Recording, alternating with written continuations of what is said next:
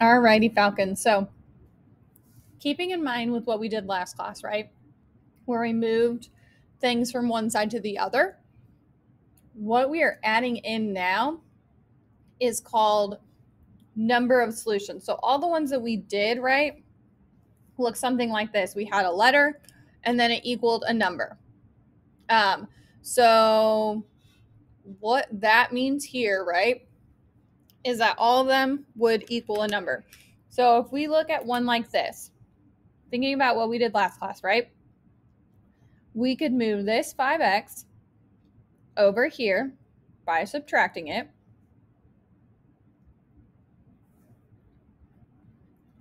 That would give us 2x. We would still have minus 3, and we'd still have the plus 5 or the 5 over there.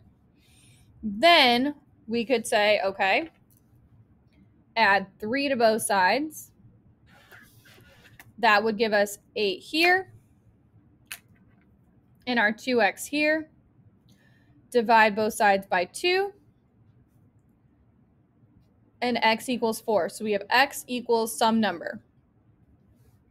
So that's kind of what we've been doing. That's not the new piece. The new piece are what's called no solution and infinitely many solutions.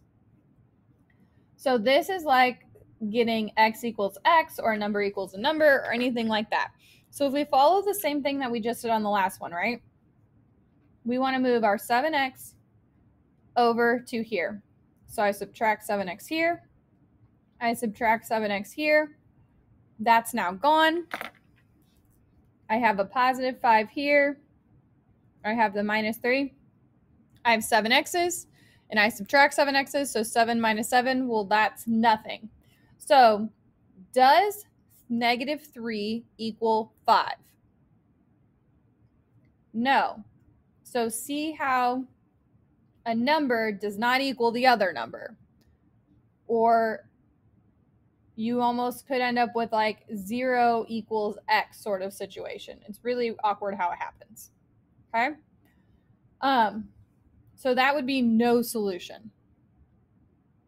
And then the last one is called infinitely many solutions.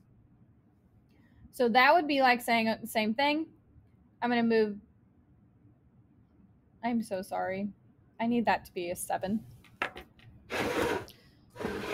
So sorry. So sorry. If you could change that to a 7x on your paper, that would be spectacular. If you could change that to a 7x on your paper, that would be spectacular. So we want to move that over to there. Minus 7x here.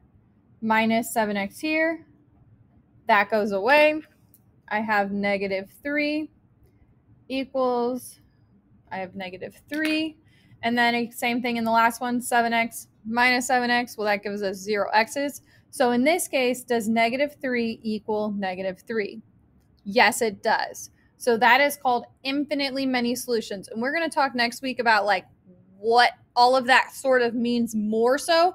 But just so that you understand the difference of like x or a letter equaling a number, that's one solution.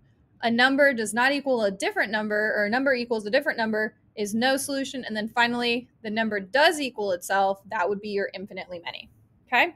So what I want you to do is solve those 3 and then see, are you getting the correct number of solutions?